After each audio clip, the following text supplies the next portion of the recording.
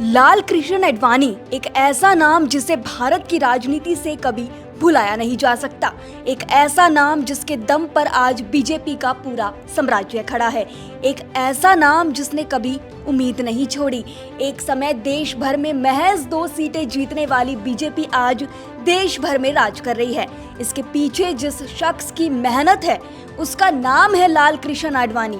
हालांकि राम मंदिर के लिए सबसे पहले रथ यात्रा निकालने वाले आडवाणी राम मंदिर के उद्घाटन में ही शामिल नहीं हो सके। बीजेपी पर आरोप भी लगे कि लाल कृष्ण आडवाणी को दरकिनार कर दिया गया है।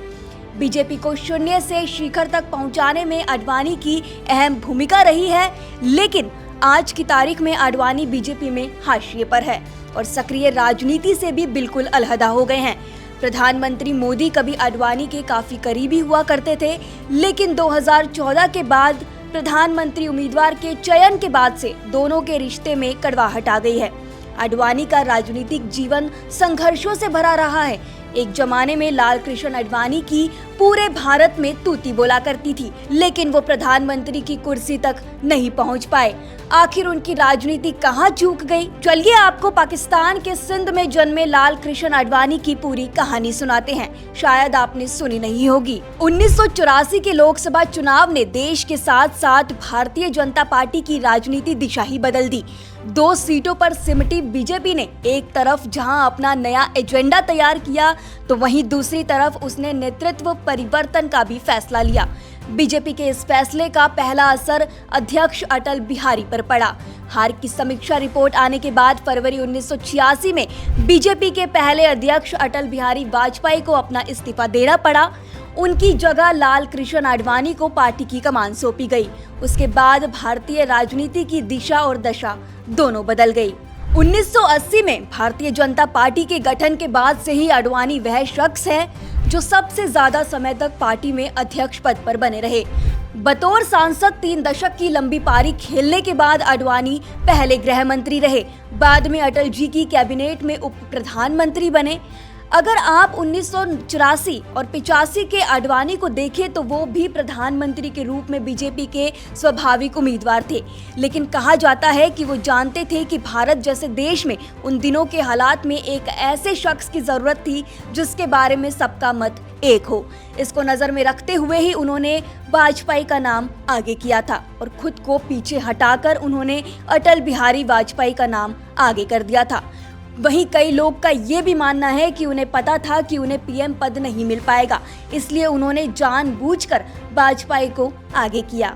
आरएसएस प्रचारक से लेकर उप प्रधानमंत्री तक लाल कृष्ण आडवाणी का जन्म 8 नवंबर 1927 को सिंध प्रांत, जो कि पाकिस्तान में है, हुआ था। वह कराची के सेंट पैट्रिक स्कूल में पढ़े हैं। महज 14 साल की उम्र में राष्ट्रीय स्वयंसेवक में शामिल हुए।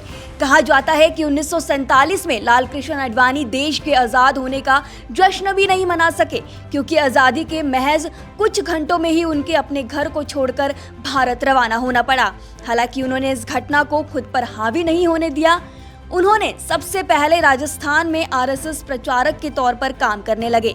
उन्हें कट्टर हिंदुत्व समर्थक के रूप में ख्याति मिलने लगी। उन्होंने साप्ताहिक पत्रिका ऑर्गेनाइजर के लिए 1960 में पत्रकार के रूप में भी काम किया। इस दौरान राजनीतिक रूप से काफी एक्टिव रहे। धीरे धीरे उन्हें ख्याति प्राप्त होने लगी और फिर 1970 में राज्यसभा के लिए चुने गए। इसके बाद उनकी जिंदगी में नया मोड़ तब आया जब इंदिरा गांधी के आपातकाल के दौरान आडवाणी को 2 साल के लिए जेल में डाल दिया गया। इसके बाद आडवाणी श्याम प्रसाद मुखर्जी द्वारा स्थापित भारतीय जनसंघ पार्टी में शामिल हो गए और सक्रिय रूप से काम करने लगे। आडवाणी ने जनसंघ में प्रमुख भूमिका निभाई और देश की जनता का मन मोह लिया। उन्हें 1975 में मीसा अधिनियम के तहत गिरफ्तार किया गया था। 1980 में वे भाजपा के महासचिव चुने गए और फिर 1986 तक उस पद पर बने रहे। वह 1986 से 1991 तक भाजपा अध्यक्ष रहे और फिर 1998 से लेकर 2004 तक अटल बिहारी वाजपेयी के प्रधानमंत्री रहने के दौरान आडवाणी भाजपा नीत एनडीए सरकार में गृह मंत्री और फिर उप प्रधानमंत्री के पद पर बने रहे।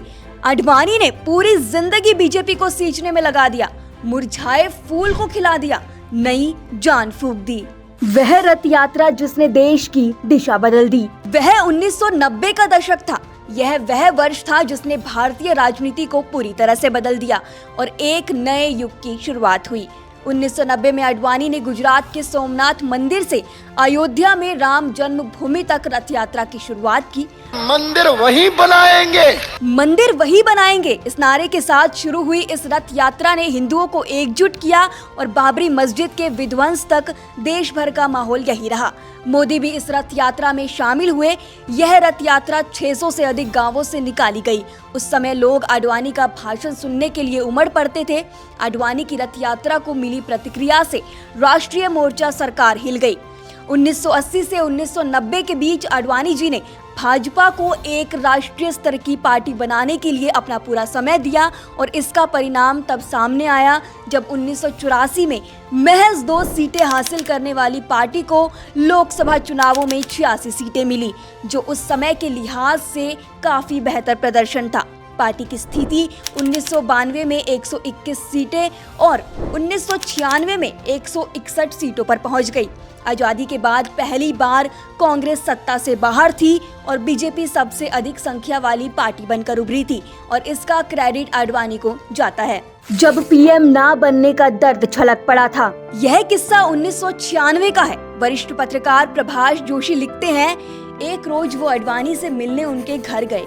उस वक्त देश में हवाला और शेयर घोटाले की गूंज थी। हवाला कांड में आडवाणी का भी नाम आया था, जिसकी वजह से वे पद की राजनीति से दूर हो गए थे। वहीं बीजेपी की तरफ से प्रधानमंत्री का फेस अटल बिहारी वाजपेयी घोषित हो चुके थे। बातचीत के दौरान आडवाणी का दर्द छलक पड़ा और वे कहने लगे, मैंने जो भी कुछ किया है उससे पार्टी को तो फायदा हुआ है, लेकिन मेरा नुकसान हो गया। आडवाणी का इशारा पीएम पद की तरफ था। आडवाणी के अध्यक्ष रहते 1998 में बीजेपी की सरकार बनी तो अटल बिहारी प्रधानमंत्री बने। अटल के बाद बीजेपी की तरफ से नरेंद्र मोदी भारत के प्रधानमंत्री बने।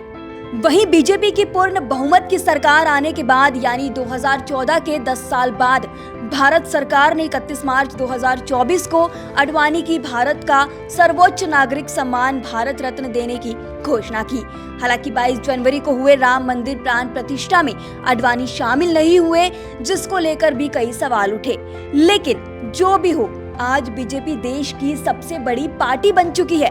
इसके पीछे की मेहनत पूरी दुनिया जानती है कि आखिरकार वो शख्स कौन है।